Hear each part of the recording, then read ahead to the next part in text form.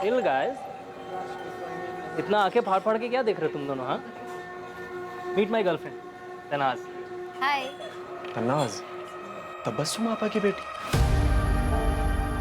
हमारे घर में काम करने वाले की बेटी। पता नहीं भैया वो ही लड़की है या नहीं, पर जब हमने तनाज का नाम सुना तो हमें ये बात याद आई। धीरज और अजय ने ये पुलिस को बताया? शायद अभी तक नहीं बताया, लेकिन बताएंगे जरूर।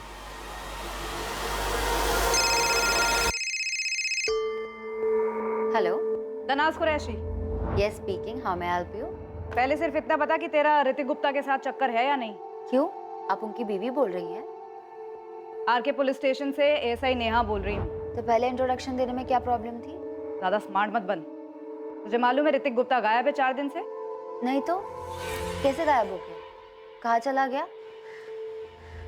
सुन, तूने सुनील भैया की शक्ल देखी थी जब हमने तनाज का नाम लिया था? हाँ यार, मुझे तो लगता है उन्हें पहले से ही पता था, और वो तनाज यही वाली तनाज है। पर यार मुझे एक बात समझ नहीं आई कि ऋतिक ने कभी बताया नहीं कि उसकी गर्लफ्रेंड काम वाली की बेटी है।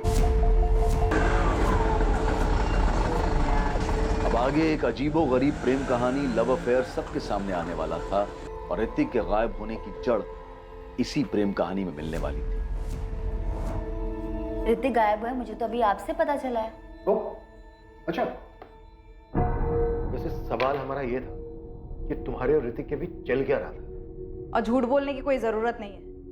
अजय और धीरज ने तुम्हारा नाम लिया है, तुम्हारा फोटो भी पहचाना है, ये भी बताया कि ऋतिक ने तुम्हें अपनी गर्लफ्रेंड कहकर उनसे इंट्रोड्यूस कराया था। तो इसमें झूठ क्यों बोलूंगी? बिल्कुल सच कहा उन्होंने। कैसे फंसाया तुमने ऋतिक को? Mind your language inspector. Just because मैं एक काम वाली की बेटी हूँ, लोअर क्लास से, उसका ये मतलब नहीं आप मेरे लिए फास्ट टाइप वर्ड्स यूज करेंगे। और अगर आप ही के लैंग्वेज में जवाब दूं तो मैंने उसे नहीं फंसाया था। तुम्हारा ऋतिक के साथ अफेयर कैसे शुरू हुआ? तुम उसकी गर्लफ्रेंड कैसे बनी? ये लंबे सही है? मैंने कोई जालवाल नहीं बिछाया था। अम्मी की तबीयत खराब थी तो मुझे उनके घर ले गई थी काम के लिए। ये 2 साल पहले की बात है। नमस्ते मैम साहब। मैम साहब, वो मेरी तबीयत ज़रा ख़राब है तो 2-3 दिन तक नहीं आ पाऊंगी। क्या हुआ तबस्सुम? डॉक्टर को दिखाया तुमने? बस जा ही रही हूँ। ये मेरी बेटी है तनाज, 2-3 दिन तक यही काम संभाल लेगी मैम साहब। वो सब ठीक है, तुम जाओ पहले साहब के क्लिनिक से दवाई ले लो। बस अभी जा ही रही हूँ दवाई लेने। ठीक है, अपना ध्यान रखना। आओ बेटा तनाज।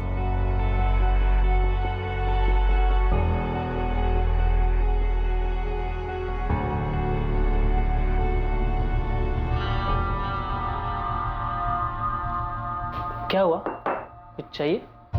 जी वो झाड़ू लगानी थी, मैडम ने कहा था कि इस कमरे से शुरू करना। अच्छा, तुम्हें पहले कभी नहीं देखा? नहीं आई हो यहाँ पे? जी वो मेरी अम्मी यहाँ काम करती हैं। अच्छा एक काम करो, दूसरा कमरा कर लो, इसे बाद में कर लेना। जी।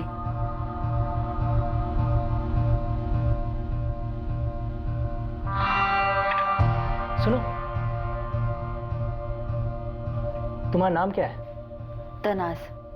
अच्छा तनाज, एक काम करो, 2 टोस्ट भी ले आओ। जी।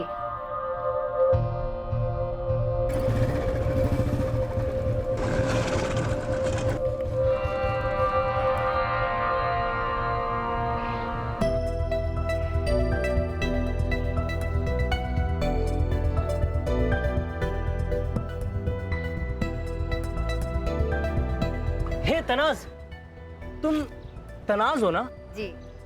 मतलब तुम वही तनाज हो जो मेरे घर पे काम करती है, तबस्सुम आपा की बेटी तनाज। अच्छा, कहाँ जा रही हो? कॉलेज। कॉलेज? जी मैं बीकॉम सेकेंड ईयर में हूँ। गुड यार, तो मैं तुम्हें कॉलेज तक छोड़ दूँ? धूप छाँव, ये क्या है? ये स्टेटस मेंटेन कैसे करती हो? चोरी डकैती नहीं करती हूँ। मुझे पता है मैं खूबसूरत हूँ। मेरे कॉलेज में काफ़ी लड़के मुझे पसंद करते हैं, उनमें से कई पैसे वाले भी हैं। वही सारी चीज़ें मुझे गिफ्ट करते हैं और मुझे ऐसे ही रहना पसंद है। तो ये ऋतिक भी तेरे लिए गिफ्ट देने वाला बकरा रहा होगा, है ना? देखिए आप प्लीज़ तमीज़ से बात कीजिए। ऋतिक मुझसे प्यार करता था, मैंने ऋतिक को कभी बकरा नहीं माना था। हम एक रिलेशनशिप में थे, काफ़ी बार फिजिकल भी हुए, बहुत अच्छा टाइम स्पेंड किया हमने साथ में, लेकिन मैंने अपना रोना उसके सामने कभी नहीं रोया। 6 महीने पहले हमें ये समझ आ गया कि हमारे रिलेशनशिप का कोई फ्यूचर नहीं है। वो एक अमीर घर का लड़का और मैं एक गरीब घर की लड़की। इसकी अपनी खुद की जिम्मेदारियां है, अम्मी अब्बू का सहारा बना, उनकी जिंदगी बनानी है। और मेरा ऋतिक के गायब होने से कोई वास्ता नहीं है। 6 महीने पहले हम अलग हो चुके हैं, कोई कॉन्टैक्ट नहीं। क्या मैं जा सकती हूँ? हाँ जा सकते हो, लेकिन सिर्फ यहाँ से, शहर छोड़कर नहीं। ऐसा तो मेरा खुद का कोई इरादा नहीं है, पर मैं दुआ करूंगी कि ऋतिक आप लोगों को जल्दी मिल जाए। लड़की बहुत तेज है, काफी स्मार्ट है सर, बहुत पहुंची हुई चीज लगती है। लेकिन इसने कुछ छुपाया नहीं, एक बार भी नहीं कहा कि ऐसा कुछ नहीं था, लव अफेयर या जो भी कुछ था साफ साफ बता दिया सब कुछ। छुपाने का कोई फायदा नहीं था ना सर, उसे पता चल चुका था कि अजय और धीरज हमें सब कुछ बता चुके हैं। क्या लगता है तुम्हें, ये ऋतिक को गायब कर सकती है? सर, सुबह नगर पुलिस मेहरौली को अभी 1 घंटे पहले जंगल के पास ही लाश मिली है।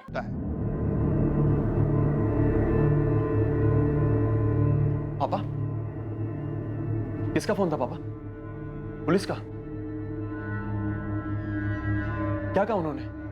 ऋतिक की खबर मिली कुछ? पुलिस को ऋतिक की बॉडी मिली।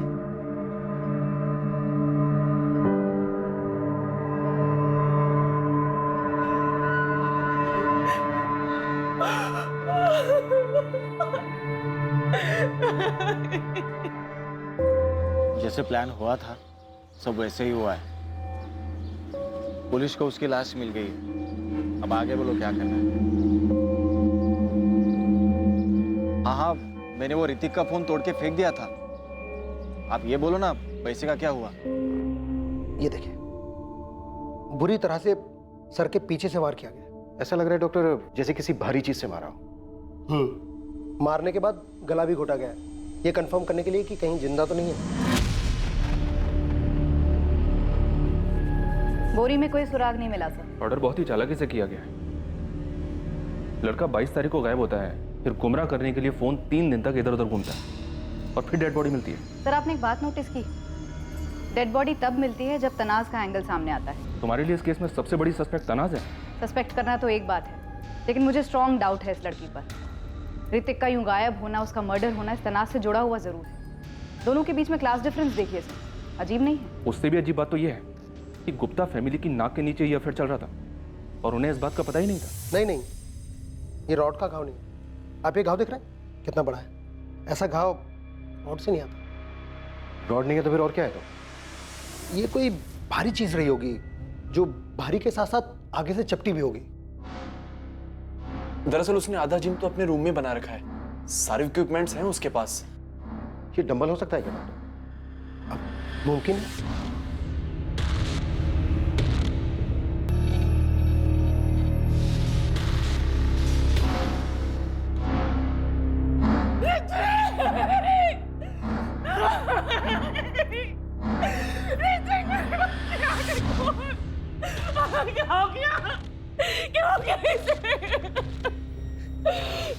हमें जहां तलाश करना चाहिए था वहां हमने ढूंढा ही नहीं। ये सब कुछ डॉक्टर गुप्ता के घर में ही हुआ। तुम सही कहनी थी ने, ऋतिक का गायब होना, उसके बाद उसका मर्डर, ये सब ऋतिक और तनाज के रिश्ते से ही जुड़ा है। तनाज ने हमें पूरा सच नहीं बताया। नेहा, तुम तनाज से बात करो, हम डॉक्टर गुप्ता के घर जाते हैं। अम्मी अब्बू, आप लोग मुझे इस तरह से क्यों देख रहे हैं? मुझे पता है कि गुप्ता जी की बेटी की लाश मिली है, लेकिन मेरा यकीन मानिए, मेरा उससे कोई वास्ता नहीं, मैंने कुछ नहीं किया। तनाज, तुमने ऐसा कैसे इतने अमीर घर के लड़के के साथ अपना रिश्ता बनाने का सोचा? अब्बू, रिश्ता मैंने नहीं, उसने बनाया था। मेरी गलती बस इतनी है कि मैंने मना नहीं किया। अरे तो क्यों नहीं रोका खुद को? अम्मी, ये सारी बातें मेरे जहन में उस वक्त नहीं आई थी, और वो लोग होंगे सो होंगे। और वैसे भी अम्मी, ये सारी बातें तो 6 महीने पहले खत्म हो चुकी है। अब उसके गायब होने से या मर्डर से मेरा कोई वास्ता नहीं है। खुदा के लिए आप लोग मुझ पर शक करना बंद कीजिए। मैं अपनी जिंदगी जी रही हूँ, अपना काम कर रही हूँ। तनाज, आप इतने दिनों तक मेरे बेटे को ढूंढ नहीं पाए, उसका मर्डर हो गया और अब आप मुझी से कह रहे हैं कि आपको मेरे ही घर की तलाशी लेनी है। पूरी दुनिया को छोड़कर आपको बस हम ही पर शक है। हाँ तो तुम्ही ने कहा था ना कि ऋतिक जिम नहीं जाता था, घर में ही वर्कआउट करता था। हाँ तो इसका मतलब ये हुआ कि आप हम ही पे शक करेंगे, हम पे, ऋतिक की अपनी फैमिली पे। पर आप लोगों को घर चेक करवाने में ऑब्जेक्शन क्या है? देखिए, हमें सिर्फ घर चेक करना है, वो भी आपके सामने। आपकी मौजूदगी से हमें कोई प्रॉब्लम नहीं है।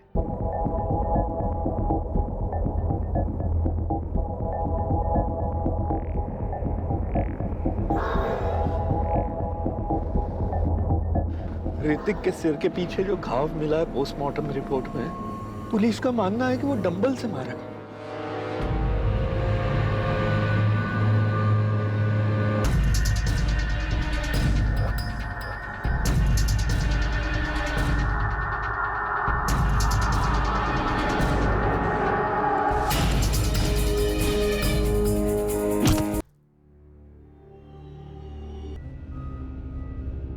और क्या इसकी वजह तनाज और ऋतिक का रिश्ता था? अब सिर्फ सच बताओ। सच मैं आपको पहले ही बता चुकी हूँ, ऋतिक और मेरा रिश्ता 6 महीने पहले खत्म हो चुका है। मेरी उसकी 6 महीने से कोई बातचीत नहीं है। अब अगर मेरे ब्रेक ऑफ के बाद वो मुझे लेके सीरियस हो गया था और अपने पेरेंट्स से अड़ गया था कि वो क्लास डिफरेंस में नहीं मानता, तो मुझे इस बात की कोई जानकारी नहीं है। लेकिन मुझे ये बात समझ में ही नहीं आ रही कि जब उसके और मेरे बीच सब खत्म हो चुका था तो अपने पेरेंट्स को क्यों बताएगा, और उसके पेरेंट्स गुस्से में ऐसा कोई कदम क्यों उठाएंगे। तो तुम्हारा कहना है उसकी फैमिली ने उसे नहीं मारा? मैं बस ये कहना चाहती हूँ, मुझे नहीं पता उसे किसने मारा और क्यों मारा। मेरा उसका एक रिश्ता था जिस रिश्ते की आप पूरी तरीके से बैंड बजा चुके हो। मुझे समझ नहीं आता, कभी कभी लगता है कि मैं खुद एक्सेप्ट कर लूं कि हाँ मैंने उसे मारा था। परेशान कर दिया आप लोग ने मुझे। एक लड़के का मर्डर हुआ है, यहाँ कोई मजाक नहीं चल रहा है। मजाक ना आप लोग कर रहे हैं। 4 दिन से वो गायब था, तब तो आप उसे ढूंढ नहीं पाए, और अभी सब नाटक करे कि उसे किसने मारा और क्यों मारा। मैं नहीं जानती उसे किसने मारा।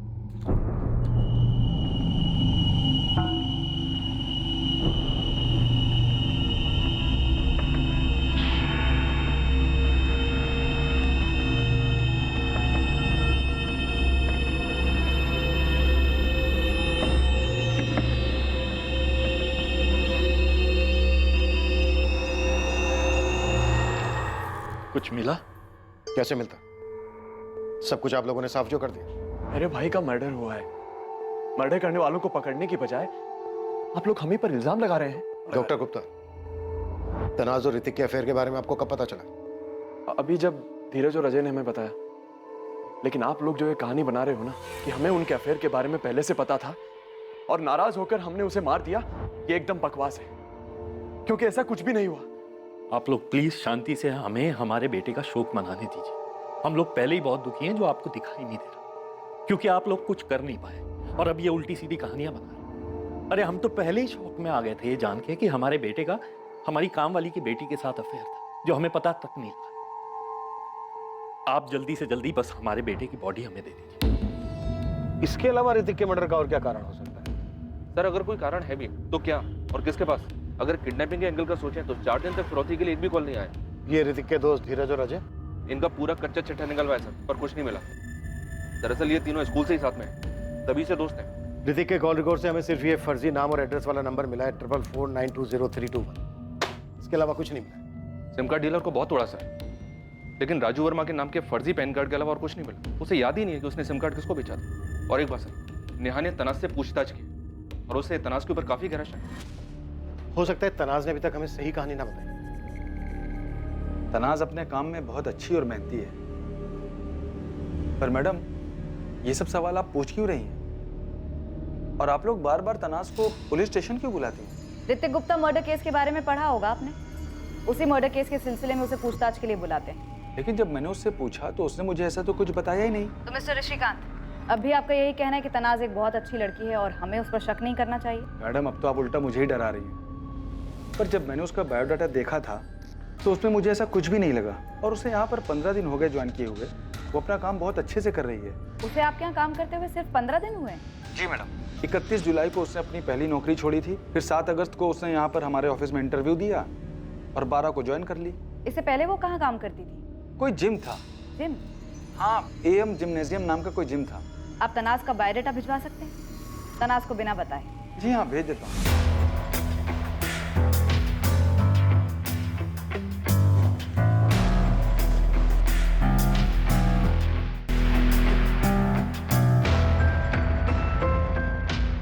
गिरधरलाल चौहान ही बोल रहा हूँ। ये नीलम कॉम्प्लेक्स में शॉप नंबर 24 जो है, इसके आप ओनर हैं या ब्रोकर? हो जी, वो मेरी दुकान है, मालिक हूँ उसका। आपको दुकान किराए पर चाहिए क्या? असलम मुईनुद्दीन चला रहा था इस जिम को। वही घर आकर चाबी दे गया और कह रहा था कि रेंट बहुत भारी पड़ रहा है, अब और नुकसान नहीं झेल पाएगा। हमें असलम मोइनुद्दीन का नंबर दो, और हाँ, जिम की चाबी भी। हमें जिम चेक करना है। सर नंबर तो मैं आपको दे दूंगा, लेकिन जिम तो खाली पड़ा है। आप वहाँ क्या देखेंगे? ये ऋतिक गुप्ता है, उस जिम में आता था। ये तो वही लड़का है जिसकी कल अखबार में फोटो छपी थी। और ये इस लड़की से मिलने आता था जिम में। ये तो जिम की रिसेप्शनिस्ट है सर, मगर मैं इस लड़के को नहीं जानता सर। मैं तो वहाँ सिर्फ किराया लेने जाता था। बाकी ये लड़का अगर जिम में आता भी है तो मुझे इसके बारे में कोई जानकारी नहीं है। जी मैं असलम ही बोल रहा हूँ। AM जिम मेरा ही था, मैं ही चलाता था। असलम, RK नगर पुलिस स्टेशन आ जाओ, कुछ बात करनी है। कुछ चीज जान सकता हूँ किस सिलसिले में? अरे घबराओ मत, आ जाओ, बात करनी है। ओके?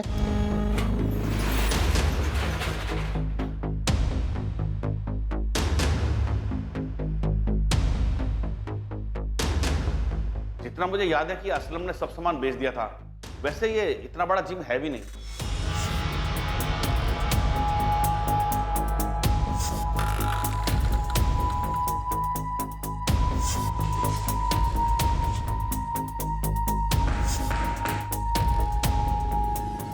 सर, मैडम, आप ये तो बताओ कि आप ढूंढ क्या रहे हो? जिम की रिसेप्शनिस्ट तनाज कुरैशी का अफेयर था ऋतिक गुप्ता के साथ। ऋतिक गुप्ता वो लड़का जिसका मर्डर हुआ। आपको क्या लग रहा है, इस शॉप में कुछ हुआ है? जी हाँ, ऋतिक का मर्डर डंबल से किया गया। डंबल, वो वेट जिससे लड़के जिम में कसरत करते हैं। सर, मैं तो आज भी अपना जिम शुरू करना चाहता हूँ, इसलिए कोई सस्ती जगह देख रहा हूँ। पर सस्ती जगह की प्रॉब्लम ये है सर कि वहाँ कोई बड़े क्लाइंट नहीं आते। शॉप का किराया निकालना मुश्किल हो रहा था सर।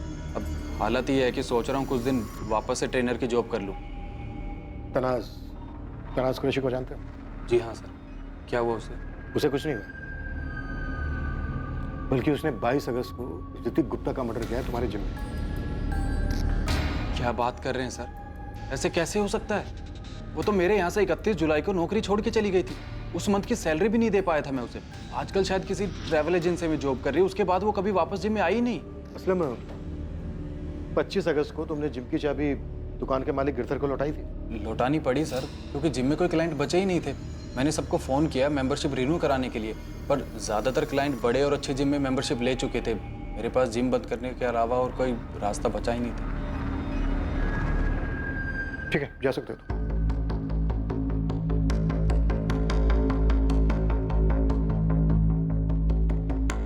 सर, जिम पूरा खाली कर दिया और यहाँ ऐसा कुछ मिला भी नहीं जिससे अंदेशा हो कि यहाँ कोई मर्डर हुआ है। पर डेफिनेटली यहाँ कुछ हुआ है। सही कह रहे हो तुम, कुछ तो जरूर हुआ है वहाँ पर। ये तनाज अब भी सच नहीं बोल रही है। तनाज और ऋतिक का ब्रेकअप दोनों की मर्जी से नहीं हुआ, और आई एम श्योर ये जिम वाला असलम भी कुछ छुपा रहा है। पुलिस असलम पर भी नजर रखे हुए थी ताकि उसके और तनाज के बीच कोई कड़ी मिल सके जिसकी वजह से वो ऋतिक की हत्या करने में शामिल था। पुलिस का मानना था कि ऋतिक की हत्या की वजह तनाज कुरैशी ही थी, लेकिन इस बात को साबित करने के लिए उनके पास कोई ठोस सबूत या संदिग्ध नहीं थे। क्या सच में ऋतिक की मौत के पीछे तनाज का ही हाथ था, या फिर इस सब का जिम्मेदार उसका अपना परिवार था? पुलिस को अभी तक कोई बड़ी लीड नहीं मिली थी, और सबसे बड़ा सवाल यह था कि ऋतिक का फोन किसके पास था जो उसे पूरे शहर में लेकर घूम रहा था, और वो फोन नंबर किसका था जिससे उसको आखिरी कॉल आया था। आखिर पुलिस को वो ब्रेक मिल ही गया।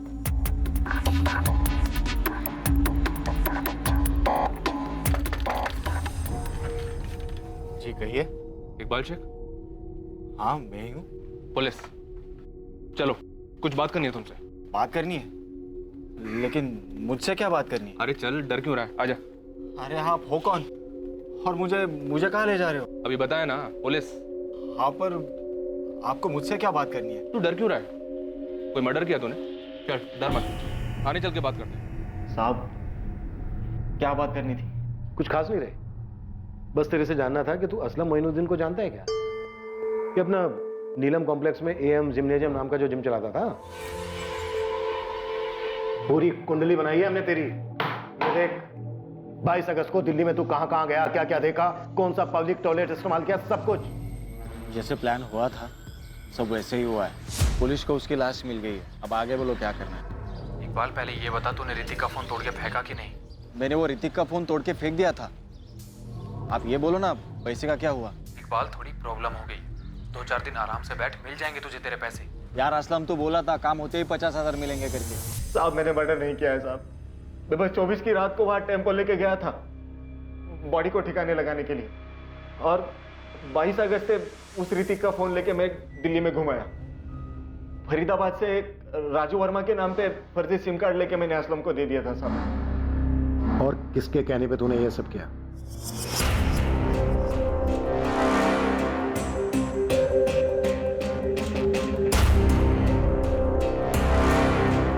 जांच करने के बाद पुलिस की इन्वेस्टिगेटिंग टीम इकबाल शेख तक पहुंच गई।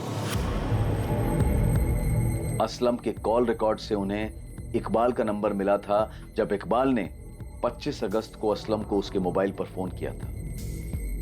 सिर्फ 25 अगस्त ही नहीं, उसके बाद भी इकबाल और असलम में पैसों को लेकर बात होती रही थी।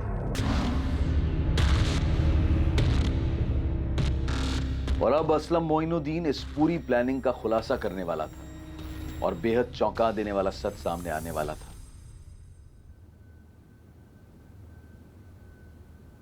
देख, इसने तो सब कुछ प्यार से बता दिया है। अब तू सोच ले, मार खाने के बाद बताना है तुझे या फिर ऐसे ही बताएगा? सब गलती हो गई। गलती नहीं, मर्डर हुआ है। चल बोल। सब प्लान मेरा नहीं, तनाज का था।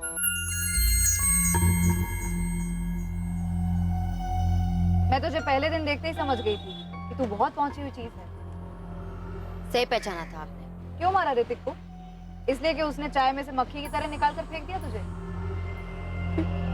मेरी जूती भी ना फेंक सके कोई। मैंने उसे छोड़ा था, उसने मुझे नहीं।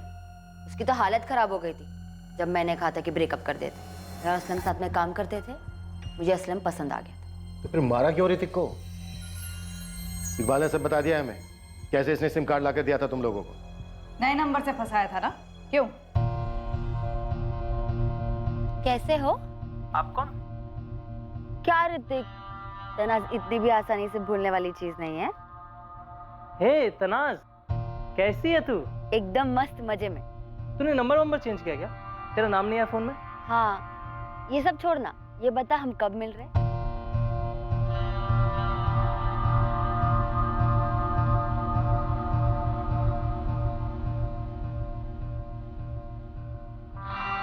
क्या यार तनाज, कहीं चलते हैं ना? कब तक ये रोज रोज वॉक पे जाते रहेंगे? हाँ यार, मैं भी यही सोच रही थी। तो फिर कल चले? तो कल मॉर्निंग वॉक पे आ, फिर मिलते हैं। वैसे जिम चले जाएंगे, मेरे काम का लास्ट दिन है। और वैसे भी जिम भी खाली होगा, कोई नहीं होगा वहाँ, तो इसी बहाने हमारे भी काम में आ जाएगा। पक्का ना? पक्का। काम हो गया, कल आ रहा है। अरे खाओ तुम, मैं पहुंच गया। क्या बात है, इतनी बेचैनी?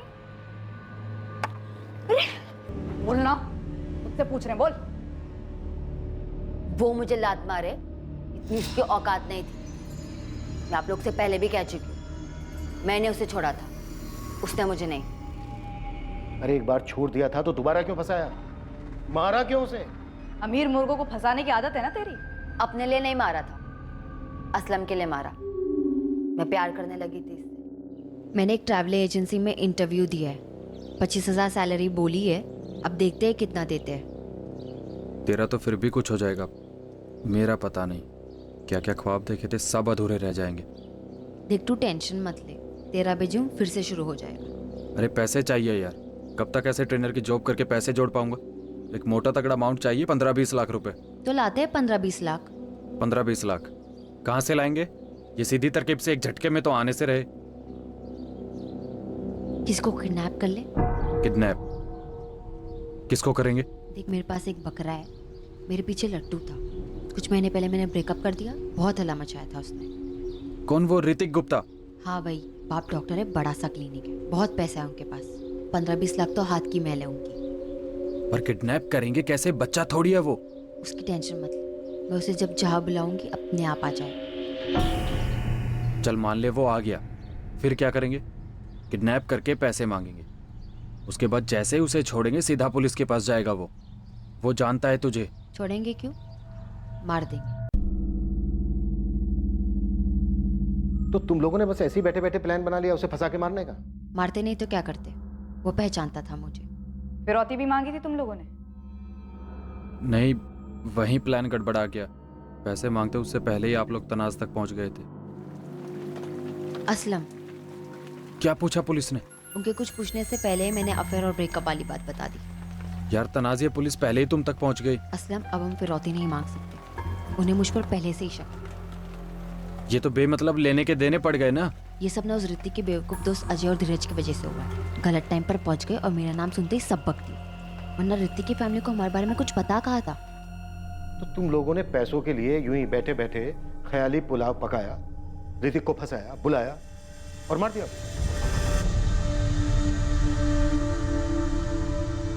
तनाज के माँ बाप को सच जानकर गहरा सदमा लगा था कि जिस बेटी को पैरों पर खड़ा करने के लिए उन्होंने सारी जिंदगी मेहनत की थी वो क्रिमिनल बन चुकी थी। उसी घर के बेटे का खून करके जहां उसकी मां ने 4 साल मेहनत करके उसके लिए अच्छी जिंदगी कमानी चाहिए। ऋतिक की फैमिली ये मान ही नहीं पा रही थी कि उनकी पीठ पीछे ऋतिक और तनाज का अफेयर चल रहा था। यहां तक कि दूसरी बार भी उनकी जानकारी के बिना यह अफेयर फिर से शुरू हुआ, जिसके माध्यम से तनाज ने ऋतिक को अपने जाल में फंसाया और अंत में वही उसकी दर्दनाक मौत का कारण बना। असलम मोइनुद्दीन, इकबाल शेख और तनाज कुरैशी को ऋतिक गुप्ता की हत्या करने के जुर्म में बुक किया गया है।